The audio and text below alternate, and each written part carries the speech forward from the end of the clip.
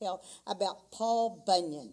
So today the story is Paul Bunyan, and this was retold and illustrated by Stephen Kellogg.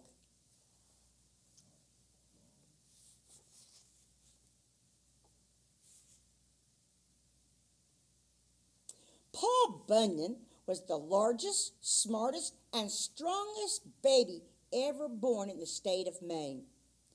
Even before he learned to talk, Paul showed an interest in the family logging business.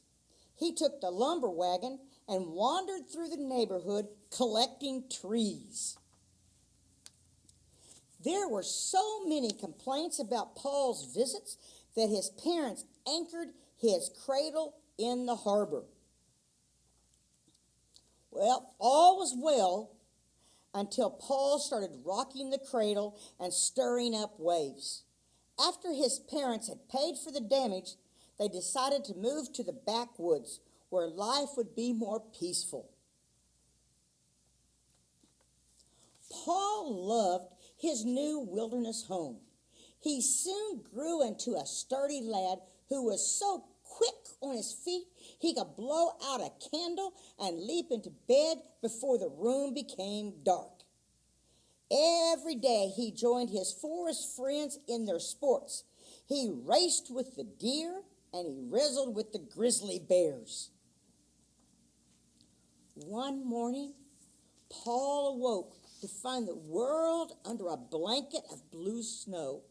He heard a moan from inside a snowdrift, and there he found a shivering ox calf. And Paul adopted him and named him Babe. Both Paul and Babe began growing at an astonishing rate, but the ox never lost the color of the snow from which he had been rescued. As the years passed, the two of them proved to be extremely helpful in the family business. At 17, Paul grew a fine beard, which he combed with the top of a pine tree. By this time, other settlers were beginning to crowd into the Maine woods. Paul felt the urge to move on. He said goodbye to his parents and headed west. Paul wanted to cross the country with the best lumbering crew available. He hired Ole, a celebrated blacksmith, and two famous cooks, Sourdough Slim and Cream Puff Fatty. Then he signed up legendary lumbersmen like Big Tim Burt, Hardjaw Murphy, and the 7 Hackett brothers. Paul put the camp buildings on wheels so that Babe could haul them from one forest to another. As soon as he had cleared the land, pioneers moved in to set up farms and villages.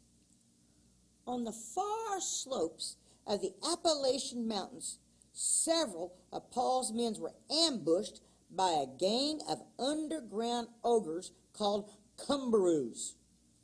Paul grabbed the camp dinner horn and blew a thunderous note into the Cumberoos' cave, determined to blast the meanness right out of them.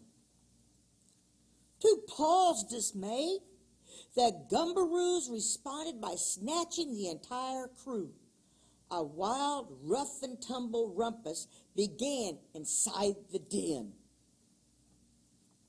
When that historic tussle was over, the Cumberoos needed 6 weeks to untangle themselves. They disappeared into the depths of the earth, and they'd never been heard from since. Paul's next job was to clear the heavily forested Midwest. He hired armies of extra woodsmen and built enormous new bunkhouses. The men sailed up to bed in balloons and parachuted down to breakfast in the morning. Unfortunately, the cooks couldn't flip flapjacks fast enough to satisfy all the newcomers. To solve the muddle, Paul built a colossal flapjack griddle. The surface was greased by the kitchen helpers with slabs of bacon laced to their feet. Every time the hot griddle was flooded with batter, it blasted a delicious flapjack high above the clouds. Usually the flapjacks landed neatly beside the griddle, but sometimes they were a bit off target. Paul took a few days off to dig the St. Lawrence River and the Great Lakes so that barges of Vermont maple sugar syrup could be brought to camp. Fueled by the powerful mixture of flapjacks and syrup, the men leveled the Great Plains and shaved the slopes of the Rocky Mountains.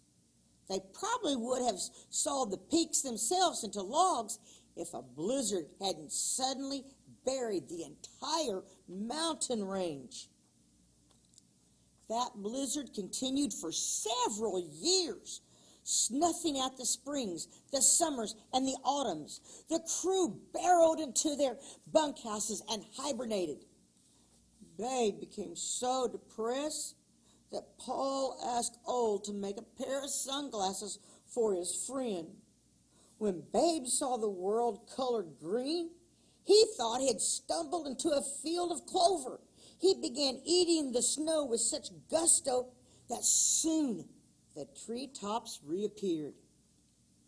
At that point, all those bent-up springtimes simply exploded, dissolving the storm clouds and the remaining snow. Paul and his friends invited some newly arrived settlers to join them in a celebration of all the holidays that had been missed. After the festival, the lumberjacks continued the journey, but as they headed southwest, the blistering sun and the giant Texas varmints proved to be more of a problem than they had expected. Travel became so difficult that some of the men began to speak longingly of being buried by a blizzard or bear hugged by a gumbaroo. While crossing Arizona, the griddle curled up like a burnt leaf and the batter evaporated. Deprived of their flapjacks, their lumbermen became weak and discouraged. Paul's great axe fell from his shoulder, gouging a jagged trench, which today is known as the Grand Canyon. Disaster seemed certain until Paul came up with a desperate plan. He headed east and found a family that could sell him a barn filled with corn. Babe galloped it back across the desert. When the flaming sunrise hit that barn, it exploded, and the lumbermen awoke to find themselves in a raging blizzard of popcorn.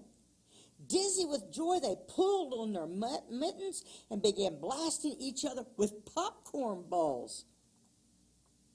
A westerly wind kept the cooling clouds of popcorn swirling around Paul and his crew until they crossed California and reached the Pacific Ocean. After he had crossed the country, some say that Paul gave up lumbering and rambled north searching for new areas of untouched wilderness. With the passing years, Paul has been seen less and less frequently. However, along with his unusual size and strength, he seems to possess an extraordinary longevity. Sometimes his great burst of laughter can be heard rumbling like distant thunder across the wild Alaskan mountain ranges, where he and Babe still roam. You know, I love this folk tale of Paul Bunyan. You know, it's funny to think of how he did all this, and he was so big and strong. And when my son used to go to camp up in Minnesota, up in Bemidji, Minnesota, they have this huge statue, and it's like 2 or 3 stories high of Paul Bunyan, and right next to him they have the calf Babe. And it's great to hear stories that these folk tales and legends come from. But I think of a story in the Bible that's not a folk tale, and it's not a legend. It's about a great big giant in the Old Testament by the name of Goliath. And David, who is would someday become King David, he was just still a fairly young guy, and he goes out and he kills Goliath. And I like that story because I know that with God, when I am weak and I come up with something that's really difficult that becomes like my Goliath, God is right there next to me, helping me to be strong and to trust him that he will bring me through those hard times. So today, I hope as you think about Paul Bunyan, more than that, I hope you'll think about King David killing Goliath, and that you can kill those things that are your demons, those things that scare you, whether you're scared at night, whether it's something that happened. Know that God will give you the strength and the help to give you peace when you trust in him in the hard times. Well, that's all for today. See you next week.